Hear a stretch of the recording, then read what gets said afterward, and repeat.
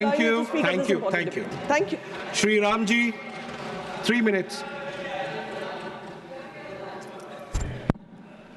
धन्यवाद मान्यवर कि आपने मुझे भारत के संविधान के 75 वर्षों की गौरवशाली यात्रा पर बोलने का अवसर दिया।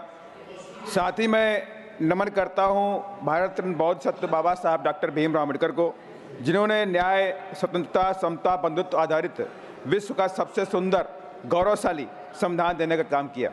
और मैं नमन करूंगा बहुजन नायक बामसेफ DS4 BSP के संस्थापक माननीय श्री कांसी राम साहब को, जिन्होंने पूरे देश में दबे कुचले शोषित वंचितों के अंदर संविधान और बाबा साहब के विचारों के प्रति नई चेतना पैदा कर उनके अंदर सत्ता के प्रति आगाज किया। मान्यवर, साथ ही मैं आभार व्यक्त करता हूं अपनी पार्टी की मुखिया आदरणीय बहन कुमारी मायावती जी का भी, जिन्होंने अपने 4 बार के शासनकाल में बाबा साहब के संविधान को पूरी तरह से उत्तर प्रदेश में लागू करके दिखाया। मान्यवर, संविधान की मंशा के अनुरूप उत्तर प्रदेश में माननीय बहन जी ने गरीबों की शिक्षा को फ्री किया।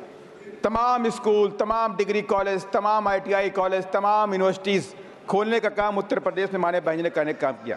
अभी उत्तर प्रदेश के एक रिपोर्ट के अनुसार 7,84,000 बच्चे शिक्षा से महरूम हैं। ये गंभीर विषय है। मैं सरकार से चाहूँगा इसमें गंभीरता से विचार करें और इसके रीजंस के बारे में देखने का भी काम करें। मान्यवर, बहन जी के शासनकाल में गुंडे, मवाली, बलात्कारियों को कोई जगह नहीं थी, भूमाफियाओं को कोई जगह नहीं थी। उत्तर प्रदेश को छोड़ करके भागते थे वो लोग।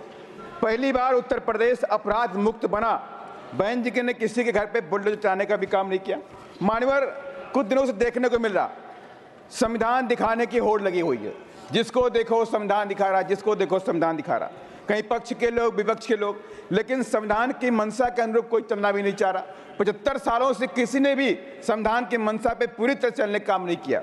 मानो आज भी दलित समाज को सामाजिक और आर्थिक न्याय नहीं मिला, OBC को भी आर्थिक सामाजिक न्याय नहीं मिला।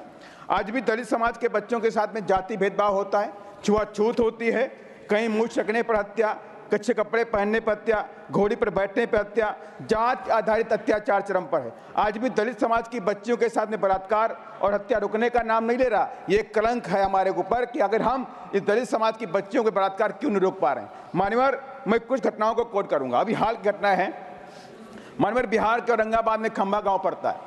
दलित समाज की नाबालिग बच्ची थी, 2 दबंग जबरन घर में घुसे, उन लोगों ने उस बच्ची का बलात्कार किया और उसकी हत्या कर दी। मान्यवर, मंदसौर के अंदर दबंगों ने घर में घुस के दलित समाज पर फायरिंग करी, कार पाया और महिला की हत्या कर दी। मान्यवर, अभी ये घटना महाराष्ट्र की है, परवणी की।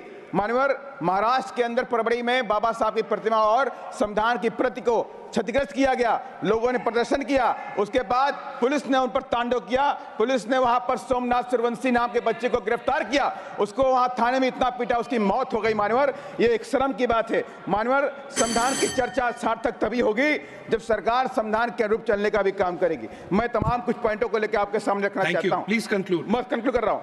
मान्यवर, तमाम उद्योग धंधों में SC ST की भागीदारी तय की जाए।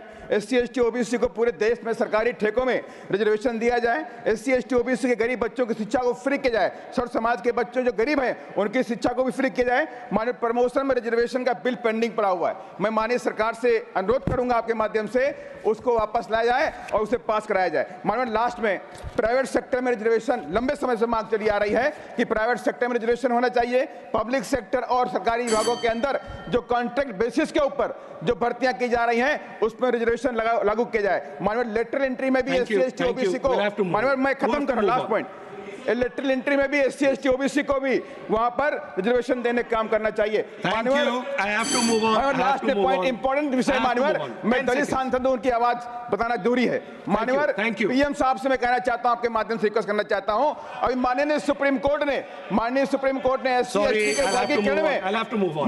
वर्गीकरण में श्री रामदास अठावले जी, लास्ट पॉइंट, ठीक है,